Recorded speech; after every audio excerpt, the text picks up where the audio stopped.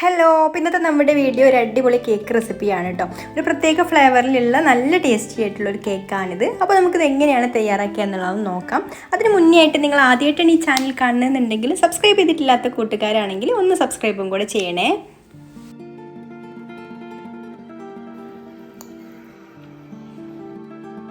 അപ്പോൾ ആദ്യം തന്നെ നമുക്ക് കേക്കിന് വേണ്ട ഡ്രൈ ഇൻഗ്രീഡിയൻസ് ഒക്കെ ഒന്ന് അരിച്ചെടുക്കാം. അപ്പോൾ ഞാനിവിടെ 1/4 കപ്പ് മൈദയാണ് കേട്ടോ എടുത്തിട്ടുള്ളത്. ഇനി ഇതിൽ നിന്ന് ഒരു 2 ടേബിൾ സ്പൂൺ മൈദ മാറ്റി വെച്ചിട്ട് പകരം നമുക്കൊരു 2 ടേബിൾ സ്പൂൺ കൊക്കോ പൗഡർ ചേർത്ത് കൊടുക്കാം. അപ്പോൾ ഞാനിവിടെ ഈ ഒരു കേക്ക് എൻ്റെ സ്പോഞ്ച് തയ്യാറാക്കുന്നത് ചോക്ലേറ്റ് കേക്കാണ് കേട്ടോ. അപ്പോൾ നിങ്ങൾക്ക് ഏത് ഫ്ലേവറിലുള്ള കേക്ക് വേണമെങ്കിലും ഈ ഒരു സ്പോഞ്ച് തയ്യാറാക്കാം കേട്ടോ. ചോക്ലേറ്റ് കേക്കോ വാനില കേക്കോ ഏതായാലും അതിൻ്റെ ഒരു ഫ്ലേവർ എല്ലാം മുന്നിട്ട് നിൽക്കുക. നമ്മളിതിന് കൊടുക്കുന്ന ഫില്ലിംഗ് ആണ് കേട്ടോ ഇതിൻ്റെ ഒരു ഫ്ലേവർ എന്ന് പറയുന്നത്. അപ്പോൾ അതാ ഞാൻ 2 ടേബിൾ സ്പൂൺ കൊക്കോ പൗഡർ ഇതിലേക്ക് ചേർത്ത് കൊടുത്തിട്ടുണ്ട്. ഇനി നമുക്കിതിലേക്ക് 1/4 ടീസ്പൂണ് ബേക്കിംഗ് പൗഡറും ഒരു നുള്ളു ഉപ്പും കൂടെ ചേർത്ത് കൊടുത്തിട്ട് ഇത് നന്നായിട്ടൊന്ന് അരിച്ചെടുക്കാം.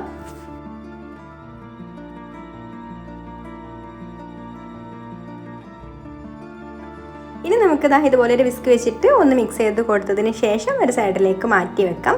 എന്നിട്ട് ഇതാ ഞാനിവിടെ ഒരു ബൗൾ എടുത്തിട്ടുണ്ട്. ബൗൾ ഡ്രൈ ആയിരിക്കണം കേട്ടോ. അതിലേക്കൊരു 3 മുട്ട പൊട്ടിച്ച് വയ്ക്കാം. മുട്ട റൂം ടെമ്പറേച്ചറിലായിരിക്കണം എപ്പോഴും നമ്മൾ കേക്കിന് എടുക്കുന്ന മുട്ട. ഫ്രിഡ്ജിൽ വെച്ച മുട്ടയാണെങ്കിൽ പുറത്തെടുത്ത് വെച്ച് ഒന്ന് തണുപ്പ് പോയതിന് ശേഷം എടുത്താൽ മതി. പിന്നെ ഇതിലേക്ക് ഒരു 1/4 ടീസ്പൂണ് വാനില എസൻസും കൂടി ചേർത്ത് കൊടുത്തിട്ട് ഇതൊന്ന് ആദ്യം ബീറ്റ് ചെയ്തെടുക്കാം. ഇനി നമുക്കിതിലേക്ക് ഒരു 1/3 കപ്പ് പഞ്ചസാര എടുത്തിട്ടുണ്ട്. അത് നമുക്ക് കുറേശ്ശായിട്ട് ചേർത്ത് കൊടുത്തിട്ട് ബീറ്റ് ചെയ്തെടുക്കാം.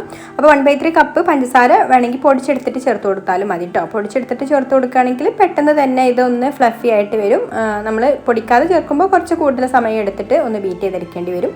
പിന്നെ ഇലക്ട്രിക് ബീറ്റർ ഇല്ലാത്തവരാണെന്നുണ്ടെങ്കിൽ പൊടിച്ചിട്ട് തന്നെ ചേർത്ത് കൊടുക്കുക കേട്ടോ. അപ്പോൾ നമ്മൾ ഇലക്ട്രിക് ബീറ്ററും ഓവനൊന്നും യൂസ് ചെയ്യാതെ നല്ല രീതിയിൽ തന്നെ കേക്ക് ഉണ്ടാക്കുന്നതൊക്കെ മുന്നേ വീഡിയോ ചെയ്തിട്ടുണ്ട് കേട്ടോ. അപ്പോൾ അതിൻ്റെയൊക്കെ ലിങ്ക് നമ്മൾ പ്ലേലിസ്റ്റിൻ്റെ ലിങ്ക് ഞാൻ ഡിസ്ക്രിപ്ഷൻ ബോക്സിൽ കൊടുത്തിട്ടുണ്ട്. അപ്പോൾ അറിയാത്തവർ അതൊന്ന് ചെക്ക് ചെയ്ത് നോക്കുക കേട്ടോ. അപ്പോൾ ഇലക്ട്രിക് ബീറ്റർ ഇല്ലെങ്കിലും നമുക്കിതാ ഇതുപോലെ നല്ല ഫ്ലഫി ആയിട്ട് തന്നെ മുട്ടയും പഞ്ചസാരയൊക്കെ ബീറ്റ് ചെയ്തെടുക്കാം.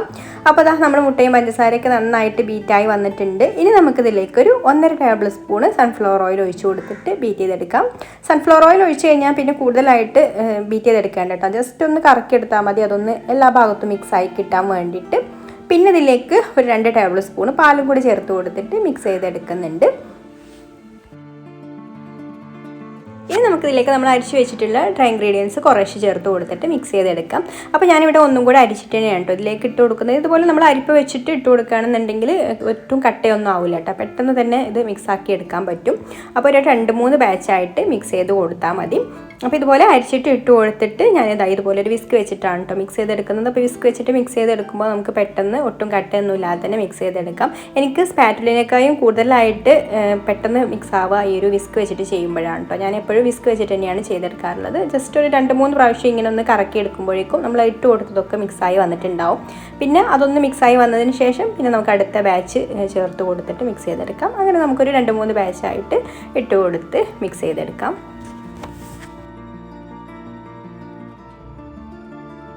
അപ്പോൾ ഇത്രയേ ഉള്ളൂ, നമ്മുടെ കേക്കിൻ്റെ ബാറ്റർ ഇവിടെ റെഡിയായി വന്നിട്ടുണ്ട്. ഇനി നമുക്കിത് ബേക്ക് ചെയ്യാനായിട്ട് വെക്കാം. അപ്പോൾ ഞാനിവിടെ ബേക്ക് ചെയ്തെടുക്കുന്നത് കൺവെക്ഷൻ ഓവനിലാണ് കേട്ടോ. 180 ഡിഗ്രി സെൽഷ്യസിൽ ഓവന് 10 മിനിറ്റ് പ്രീ ഹീറ്റ് ചെയ്ത് വെച്ചിട്ടുണ്ട്.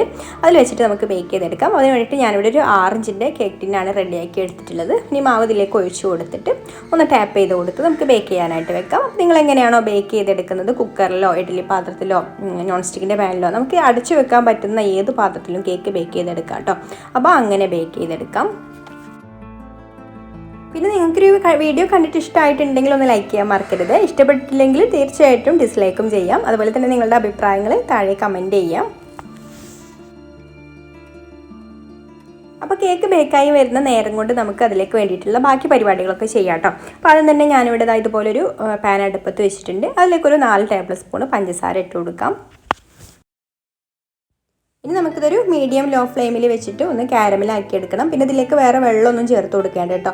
ഒന്ന് മീഡിയം ഫ്ലെയിമിൽ അല്ലെങ്കിൽ ഒരു ലോ ഫ്ലെയിമിൽ വെച്ചാൽ തന്നെ ഇതുപോലെ കാരമലായി കിട്ടും. അപ്പോൾ അതാ ചെറുതായിട്ടൊരു ബ്രൗൺ കളറൊക്കെ ആയി വന്നിട്ടുണ്ട്. അപ്പോൾ പഞ്ചസാര അങ്ങനെ അലിയാതെ കിടക്കുന്നുണ്ടെങ്കിൽ ഇതുപോലെ ഒന്ന് ചുറ്റിച്ച് കൊടുത്തിട്ട് ഫുള്ളായിട്ടൊന്ന് മെൽറ്റാക്കി എടുക്കാം കേട്ടോ. ഈ ഒരു സമയത്ത് ലോ ഫ്ലെയിമിൽ വെച്ചാൽ മതി, അല്ലെങ്കിൽ പിന്നെ നമ്മുടെ ഈ ഒരു കാരമലിന് കൈപ്രസം വരും.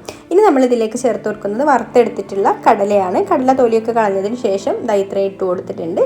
എന്നിട്ട് ഒന്ന് മിക്സ് ചെയ്ത് കൊടുത്തതിന് വന്നതിന് ശേഷം നമുക്ക് ഫ്ലെയിം ഓഫ് ആക്കിയിട്ട് ഇത് സെറ്റ് ആവാൻ വേണ്ടിയിട്ട് മാറ്റി വെക്കാം. ഒന്നെങ്കിൽ ബട്ടർ പേപ്പറിലേക്ക് ആക്കി വെക്കാം. ഞാനിപ്പോൾ ഇവിടെ ഒരു സ്റ്റീൽ പ്ലേറ്റിൽ കുറച്ച് ഓയിൽ ഒന്ന് ഗ്രീസ് ചെയ്ത് കൊടുത്തിട്ട് അതിലേക്കാണ് കേട്ടോ ഇട്ട് കൊടുക്കുന്നത്. സ്റ്റീൽ പ്ലേറ്റിലാവുമ്പോഴും നമുക്ക് പെട്ടെന്ന് ഇതിൽ നിന്ന് എടുക്കാനായിട്ട് പറ്റും. അപ്പോൾ ഇതൊന്ന് തണുത്ത് വരട്ടെ. അപ്പോഴേക്കും നമ്മുടെ കേക്ക് ഇവിടെ ബേക്കായി വന്നിട്ടുണ്ട്. 30 മിനിറ്റും കൊണ്ടാണ് കേട്ടോ ഈ കേക്ക് ബേക്കായിട്ട് കിട്ടിയത്. ഇനി ഇതൊന്ന് ചൂടാറി വരട്ടെ. നന്നായിട്ട് ചൂടാറി വന്നതിന് ശേഷം നമുക്ക് ഡീമോൾഡ് ചെയ്യാം. പിന്നെ ഇതിലേക്ക് വേണ്ടിയിട്ടുള്ള വിപ്പിംഗ് ക്രീമും നമ്മളിവിടെ ബീറ്റ് ചെയ്തെടുത്തിട്ടുണ്ട്. അപ്പോൾ വിപ്പിംഗ് ക്രീമൊക്കെ ഇതുപോലെ നല്ല സ്റ്റിഫായിട്ട് എങ്ങനെയാണ് ബീറ്റ് ചെയ്തെടുക്കുക എന്നുള്ള ടിപ്സും കാര്യങ്ങളൊക്കെ നമ്മുടെ ബേക്കിംഗ് ക്ലാസ്സിൻ്റെ വീഡിയോസിലൊക്കെ ചെയ്തിട്ടുണ്ട് കേട്ടോ. അപ്പോൾ അതിൻ്റെ പ്ലേലിസ്റ്റിലെ ലിങ്കും നമ്മുടെ ഡിസ്ക്രിപ്ഷൻ ബോക്സിലുണ്ട്. അറിയാത്തവർ വേണമെങ്കിൽ ചെക്ക് ചെയ്ത് നോക്കാം. അപ്പോൾ അതാ നമ്മുടെ ക്രീം ഇവിടെ നല്ല ബീറ്റായി വന്നിട്ടുണ്ട്. ഇനി നമുക്ക് ഇതിൽ നിന്നാണ് ഫില്ലിങ് റെഡിയാക്കി എടുക്കേണ്ടത്. അപ്പോൾ ഫില്ലിങ് റെഡിയാക്കാൻ വേണ്ടിയിട്ട് ഞാനിതാ ഈ ഒരു ബൗൾ എടുത്തിട്ടുണ്ട്. അതിലേക്ക് നമുക്ക് കുറച്ച് വിപ്പിംഗ് ക്രീം ഇട്ട് കൊടുക്കാം. ഒരുപാട് വേണ്ട, നമ്മൾ ഒരു 2 ലെയറിൽ ഈ ഒരു ഫില്ലിങ് കൊടുക്കുന്നുണ്ട്. അപ്പോൾ അതിന് വേണ്ടിയിട്ടുള്ള വിപ്പിംഗ് ക്രീം ചേർത്ത് കൊടുത്താൽ മതി.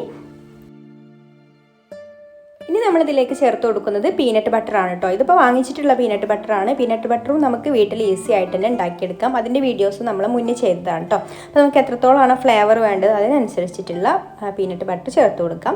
ഞാനിവിടെ ഇതുപോലെ വലിയൊരു ടേബിൾ സ്പൂണാണ് കേട്ടോ. ടേബിൾ സ്പൂണിന് വലിയൊരു ടേബിൾ സ്പൂണാണ് ചേർത്ത് കൊടുക്കുന്നത്. സാധാരണ ടേബിൾ സ്പൂൺ ആണെങ്കിൽ 2 ടേബിൾ സ്പൂൺ ഉണ്ടാവും കേട്ടോ. പിന്നെ കുറച്ച് മിൽക്ക് മെയ്ഡും കൂടെ ഇതിലേക്ക് ചേർത്ത് കൊടുക്കുന്നുണ്ട്. എന്നിട്ട് ഇതൊന്ന് നന്നായിട്ട് മിക്സ് ചെയ്ത് കൊടുക്കാം. അപ്പോൾ ഞാൻ പെട്ടെന്ന് മിക്സ് ആവാൻ വേണ്ടിയിട്ട് ഇലക്ട്രിക് ബീറ്റർ യൂസ് ചെയ്തിട്ട് തന്നെ ഒന്ന് കറക്കി എടുക്കുകയാണ്.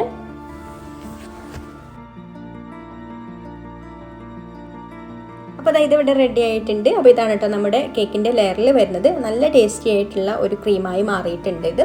ഇനി നമുക്ക് കേക്ക് ഫ്രോസ്റ്റിങ് ചെയ്യാം. അപ്പോൾ അതിന് വേണ്ടിയിട്ട് നമ്മൾ ചൂടാറിയിട്ടുള്ള കേക്കിനെ ഇതുപോലെ 3 ലെയറാക്കി കട്ട് ചെയ്തെടുത്തിട്ടുണ്ട്. ഇനി ഫസ്റ്റ് ലെയർ കേക്ക് വെച്ച് കൊടുത്തിട്ട് ഷുഗർ സിറപ്പ് ഒഴിച്ചൊന്ന് വെറ്റാക്കിയതിന് ശേഷം നമ്മുടെ ഫില്ലിംഗ് ആയിട്ടുള്ള ആ ഒരു റെഡിയാക്കി എടുത്തിട്ടുള്ള ക്രീം വെച്ച് കൊടുക്കാം.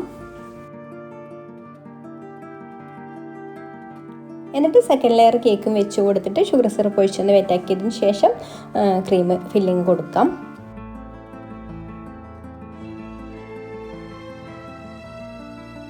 ഇനി ലാസ്റ്റ് ലെയർ കേക്കും വെച്ച് കൊടുത്തിട്ട് നമ്മുടെ ഷുഗർ സിറപ്പ് ഒഴിച്ചൊന്ന് വെറ്റാക്കിയതിന് ശേഷം പിന്നെ കേക്കിനെ ഫുള്ളായിട്ട് ക്രീം വെച്ചിട്ടൊന്ന് കവർ ചെയ്ത് കൊടുക്കാം. അപ്പോൾ നമ്മൾ പുറമെ കവർ ചെയ്ത് കൊടുക്കുന്ന ക്രീം വൈറ്റ് ക്രീമാണ് കേട്ടോ. പിന്നെ ക്രം കോട്ടിങ് വേണമെങ്കിൽ ചെയ്തെടുക്കാം. അപ്പോൾ ഞാനിപ്പോൾ ഇവിടെ ക്രം കോട്ടിങ് ഒന്നും ചെയ്തെടുക്കുന്നില്ല. ആദ്യം തന്നെ കുറച്ച് കട്ടിയിൽ ക്രീം വെച്ച് കൊടുത്തിട്ട് ഫിനിഷിങ് ആക്കി എടുക്കുകയാണ് ചെയ്യുന്നത്.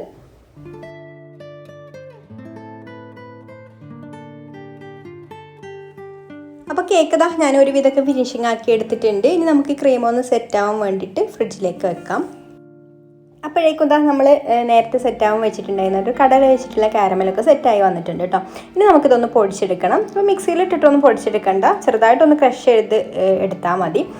ചെറിയ പീസുകൾ വേണം കേട്ടോ. അപ്പോൾ ഞാനത് ചപ്പാത്തി റോളർ വെച്ചിട്ട് പൊടിച്ചെടുക്കുകയാണ്. അല്ലെങ്കിൽ നമ്മുടെ ഉള്ളിലൊക്കെ കുത്തുന്ന കല്ലുണ്ടല്ലോ, അത് വെച്ചിട്ട് വെറുതെ ഒന്ന് കുത്തി പൊടിച്ചെടുത്താൽ മതി. ഇപ്പോൾ നമ്മുടെ കേക്ക് ഇവിടെ നന്നായിട്ട് സെറ്റായി വന്നിട്ടുണ്ട്. ഇനി നമുക്കിതിൻ്റെ മുകളിൽ ചോക്ലേറ്റ് ഗണാഷ് ഒഴിച്ചു കൊടുക്കാം.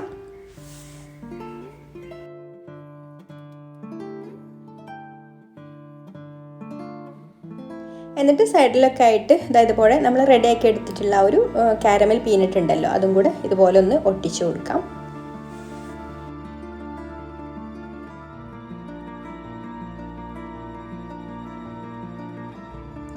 ഇനി സൈഡൊക്കെ ഒന്ന് നമുക്കിത് ഇതുപോലെ ഒന്ന് തുടച്ചെടുക്കാം. എല്ലാ ഭാഗവും ഒന്ന് ക്ലീൻ ചെയ്ത് കൊടുത്തതിന് ശേഷം നമുക്ക് ഇതൊന്ന് സെറ്റാകാൻ വേണ്ടിയിട്ട് വെക്കണം. ഇപ്പോൾ ഈ ഒരു ചോക്ലേറ്റ് ഗണാഷ് ഒന്നും സെറ്റ് ആയിട്ടില്ല കേട്ടോ. അപ്പോൾ അതൊന്ന് സെറ്റ് ആയതിന് ശേഷം നമുക്ക് കട്ട് ചെയ്യാം. അപ്പോൾ ഇത്രയേ ഉള്ളൂ, നമ്മുടെ കേക്ക് ഇവിടെ നന്നായിട്ട് സെറ്റായി വന്നിട്ടുണ്ട് കേട്ടോ. അപ്പോൾ നല്ല ടേസ്റ്റി ആയിട്ടുള്ള ഒരു കേക്കാണ് ഈ ഒരു ചോക്ലേറ്റ് പീനട്ട് കേക്ക്. അപ്പോൾ നിങ്ങൾക്കൊരു വീഡിയോ ഇഷ്ടമായിട്ടുണ്ടാവും എന്ന് വിചാരിക്കുന്നു. അപ്പോൾ ഇനി മറ്റൊരു നല്ല റെസിപ്പിയുമായിട്ട് അടുത്ത വീഡിയോയിൽ കാണാം. Thank you for watching.